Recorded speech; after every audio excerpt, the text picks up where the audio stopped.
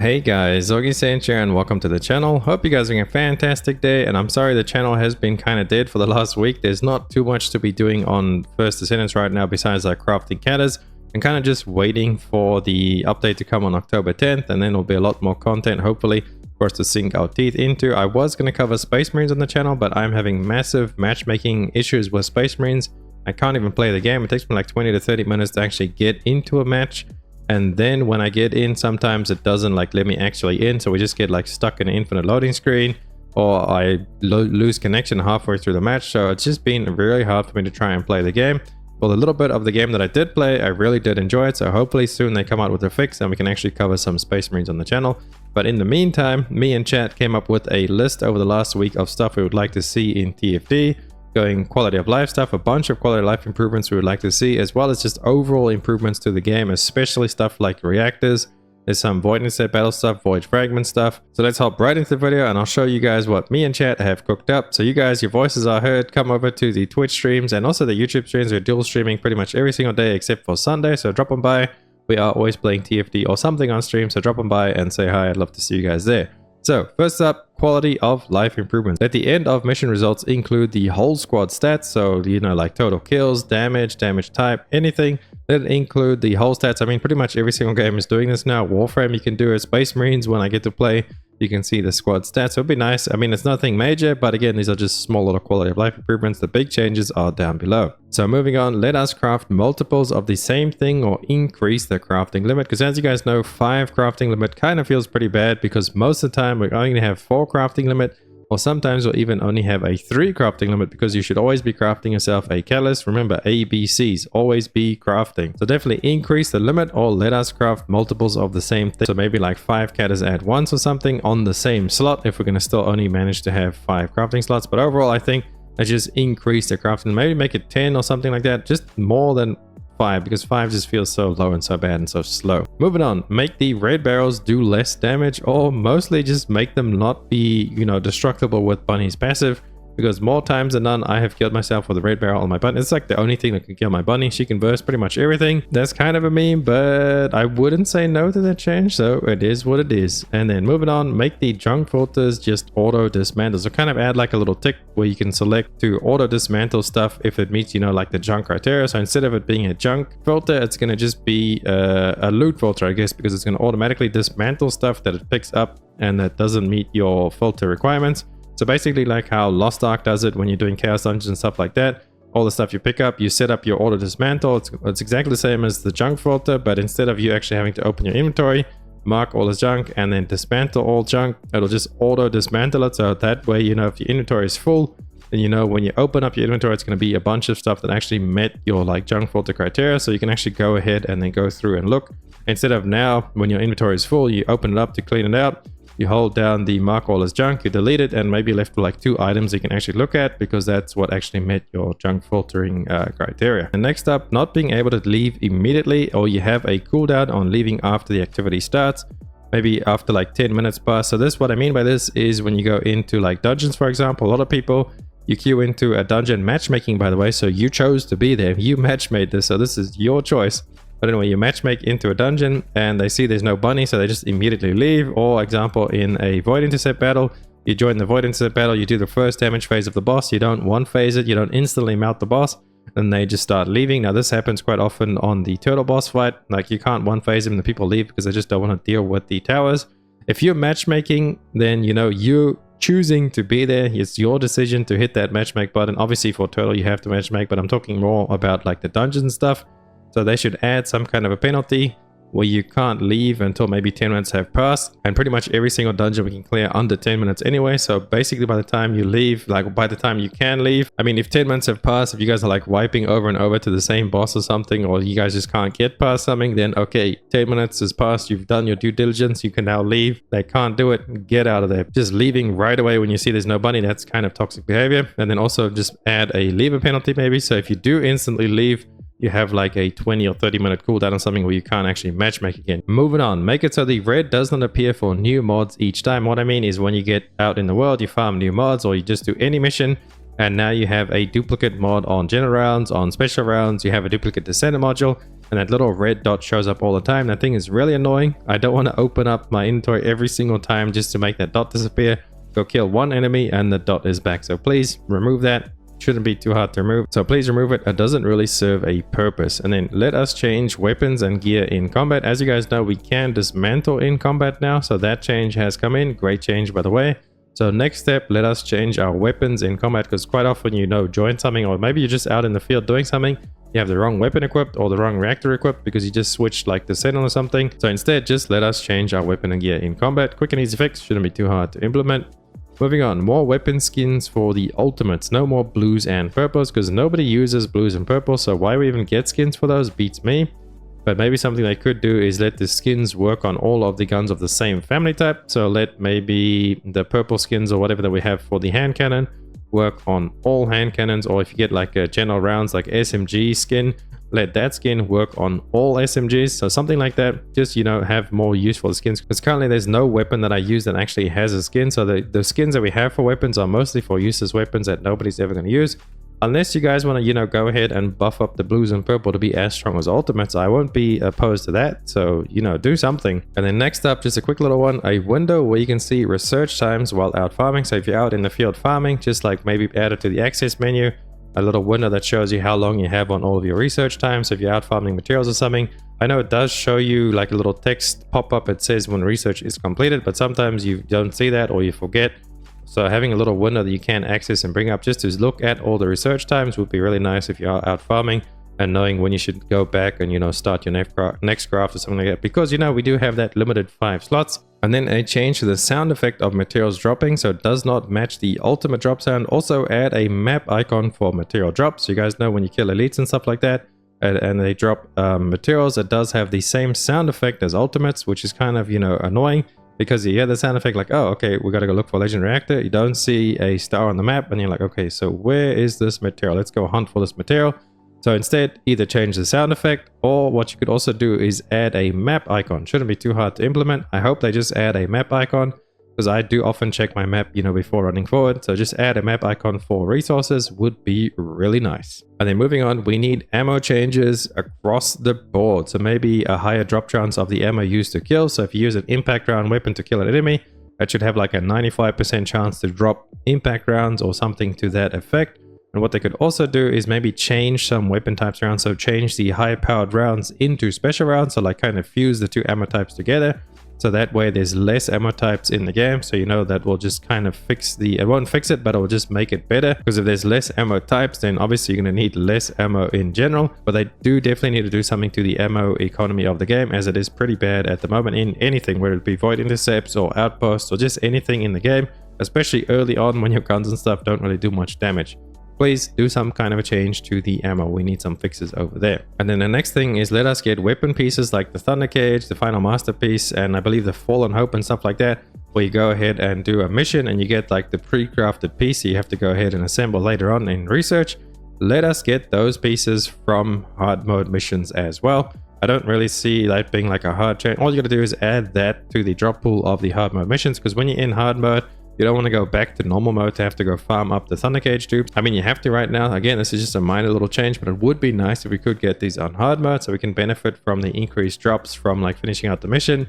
Usually there's an elite in every mission on hard mode that drops some kind of material you're going to use. So it's just so much better to play in hard mode and farm stuff in hard mode overall. So please add those to the hard mode versions of the missions. And then lastly, for quality of life, we had add more in-game obtainable skins. So maybe something like after 100 completions of a void intercept battle, you could get a specific skin from an achievement or something. Also add maybe a craftable skin from currency obtained from each of the openings of a Morpheus material. So every time you open a Morpheus material on a boss, let it drop some kind of a currency that you can then use to go to like the shop where you can buy like in-game skins. It doesn't have to be like a crazy fancy skin, but just adding some kind of way to earn skins in-game would be really cool to see. Then also being able to change the base color skins would also be nice. So for example, Ultimate Bunny, you guys all know Ultimate Bunny does have a pretty good skin. So you got some fine assets in there. Let us change the color of the base skins. And then lastly, all tying together, is let us earn paint in-game via crafting or drops. So maybe let us buy like a color palette as well. So kind of like how Warframe does it, where you can buy like a color palette and you have it unlocked for all of your Descendants, those specific colors that you bought in that palette.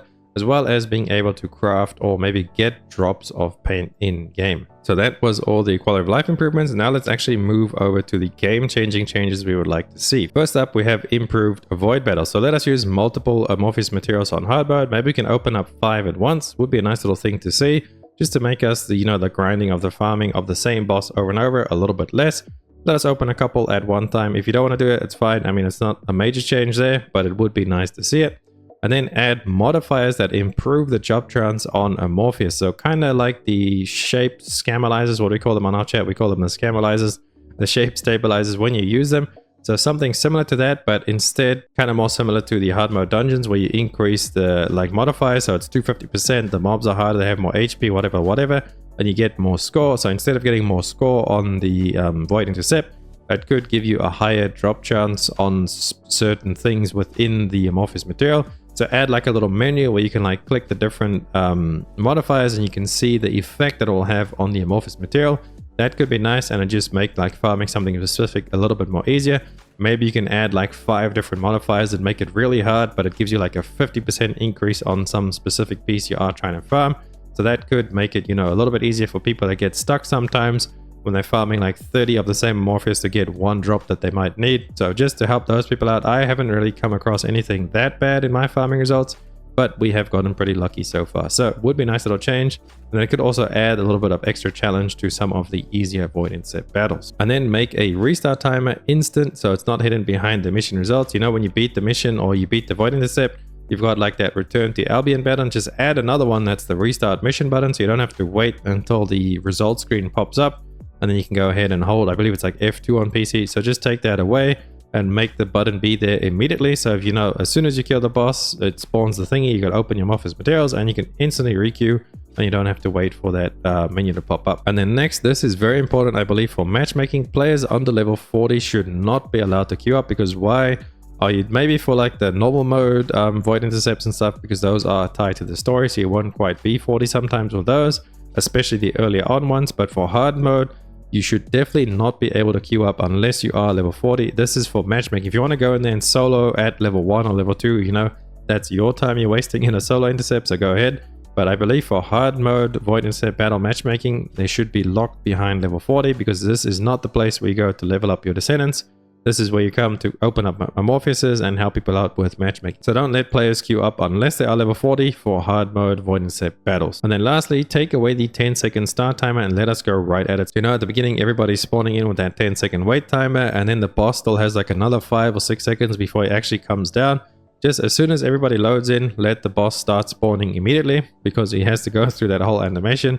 So why do we have to wait even longer? Maybe this is actually just to help with loading times for everybody, because I know people are on PS4 and stuff like that as well, and they do take quite a while longer to load in.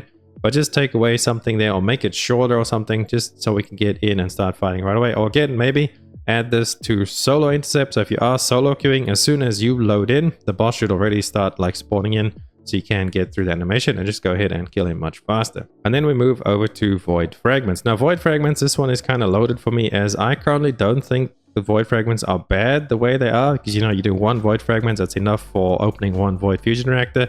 But I don't think that we actually need Void Fragments. I feel like it's kind of like a middleman, like an activity within an activity that you have to do another activity. Because how this is, you go to Outposts, you get the amorphous materials from the Sharon Infiltration, so you're already doing something specific on, that outpost there to try and get those specific amorphous materials.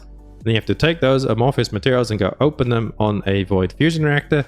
But to open that Void Fusion Reactor, you actually need to come do Void Fragments, and you need to get the corresponding Void Fragments to go ahead and open that. So again, to me, it just feels like it's kind of like a middleman that doesn't need to be there. So what they could do to change this, obviously they would have to change Void Fragments as well as Void Fusion Reactors to remove, the Void Fragments from them. But they could change the activity, maybe to give us like a method to farm Transcendence mods, or maybe like a currency shop, or just something to do to change up Void Fragments altogether. Because I feel like we shouldn't have to do like 3 activities just to open 1 amorphous. There's so many things tied to that 1 amorphous that it takes so long to do. So I think Void Fragments need a complete rework, and then take away them from Fusion Reactors. You can just go ahead, Outpost, get your Morpheus, take your Morpheus, go do the Void Fusion Reactor boss and try your luck at the drop. And then moving over to Amorphous materials themselves, we believe Shapers should be craftable somehow. Now these are the Scammalizers, the Shape Stabilizers, thing that increase the drop chance of the lower stuff and decrease the drop chance of the higher rewards within the Amorphous material. We have a bunch of unused materials and stuff currently in game, so let us take those materials and then craft the Shapers, or maybe give us a resource from being able to do this bottom line, which we have over here, is being able to choose from other people's drops or rewards. Kind of like how Warframe does it at the end of opening up a relic on Warframe, like an Amorphous material would be in the first Descendant. Whoever is in matchmaking within that fight, all of their Amorphous material rewards would be showed up on screen, and you can choose whichever one you want, and then whichever one you click, you get a different amount of Void Traces, and then those Void Traces you could maybe use to craft the Shape Stabilizers. So that's how we could, you know, change Amorphous materials just for matchmaking overall, and kind of incentivize people to matchmake the earlier bosses. Because personally, anything pre-Tony or like pre-Turtle or something like that, anything that I don't have to matchmake, I won't matchmake, because it's so much easier and faster just to do it solo, unless people need help in chat or something like that. But most of the time, I just run my Void Intercept solo, unless I have to matchmake them. So if we added these changes over there, then it could actually increase, you know, the reason why you should matchmake, because then maybe somebody has like a really rare Amorphous material or something like that. Or like in the future from now, because we know how the Amorphous materials get kind of cancelled, like vaulted away, because the new ones come in. Maybe people have old ones, and you know, just a way to incentivize matchmaking and give us more chances at different rewards. And then we come to the elephant in the room, the reactors. Now reactors need a lot of work, because this to me honestly is the worst thing in TFT right now to farm. I don't like farming reactors. It is by far the worst activity. So let's hop right into it. Do not let them roll with the opposite elements to the reactor. I think this should be super emphasized. So like, why are we getting electric reactors rolling with chill, or toxic reactors rolling with fire? Like what is the reasoning behind that? It just adds so much extra RNG on top of the rolls, because there's so many different elements. There's non-attribute, there's chill, there's fire, there's toxic, there's electricity. I think that's about it, but that's like 6 or 7 that we just mentioned. So 6 or 7 rolls already on a reactor is going to be completely, you know, terrible. So that just adds so much extra RNG on top of the other RNG for the other rolls. And then you also have to get the correct mounting. So I believe this should be a, you know, given. Remove the chance that they can roll with the wrong element. They can roll like the sub element below, like the fusion and the dimension or whatever, those things, that's fine. But if they're rolling something like the chill on a fire reactor, that just doesn't make any sense at all to me. And that change alone would make reactors so much better overall. And then another thing we'd like to see is change the specific mounting to a ammo type, even for the ultimate. So kind of like how the purple versions work right now, where you just have to have a sniper rifle equipped or have a scout rifle equipped. That, but on the ultimates, would also make it so much easier, because you know, maybe you're trying to hunt a Python reactor for your Glay, and as you guys know, the general rounds is the biggest like different amount of weapons we have in the general rounds category. So trying to find yourself a specific general rounds mounting like the Python is going to take you quite a while. So it just adds again so many RNG layers on top of RNG. So instead, make it so that all general rounds can use the same reactor. That will be a huge fix overall, and I definitely think we should see that in the near future.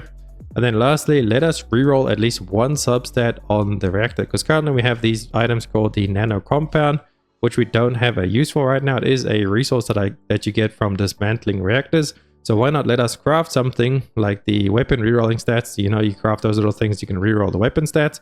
Let us have that kind of a system, but with the reactors where you just choose one line and you can only reroll one of the 2 substats down below instead of rolling both, and let it like lock out the other one. So as soon as you choose to roll one, it does lock the other one in place. You can't go back and change your mind later. And then we move over to components. Now I don't see many things that we could change to components, but one thing that we did come up with is let us upgrade components twice, kind of like reactors. So you know, you can upgrade a reactor 2 times and it increases its base skill power. Let us do that with components, but instead I'll just increase their stats. So like HP, defense, shield, MP regen, all of that stuff. Just let us increase. I don't think 2 upgrades will break the game, especially for later on with the bosses, how they're going right now. I mean, Tony's already level 140, and our gear and components and stuff is only level 100. So in the future, we're probably going to have bosses over like level 200 if they do keep scaling. So it definitely needs some way to add base stats like HP and defense and stuff to our characters. And this could be an easy fix, is, you know, give us that way to upgrade our components, or maybe add another tier of components eventually. What they could do is add like a Transcendent tier 2 component, but I think just letting us upgrade them would be a nice little easy fix right now. And then moving on to outposts. Make enemies not stand on top of the commander in outposts. You guys know when you're trying to infiltrate with Sharon, you cloak in, you go break all the towers, and then you go and you want to kill the boss. The boss spawns in and there's like 100 enemies on top of him, so you got to try and kill the enemy before you try and kill the boss, and most of the time you'll just get obliterated before you can kill the boss. This doesn't happen all too much, but there is very specific outposts where they do kind of all like really spawn on top of the boss, and it is quite annoying. So just making them have like a little radius around the boss would be much nicer and appreciated, so I can go in there and one tap the boss and get on with my day. And then also remove the timer from outposts. I don't know why we have still I mean, it used to be 5 minutes before, now it's a minute, so it's a lot better, but still 1 minute is just not enough to go out and explore and do something else on the map and come back. And it's also too much to just sit there and farm, because whenever I'm doing an outpost, I'm farming it for like something very specific.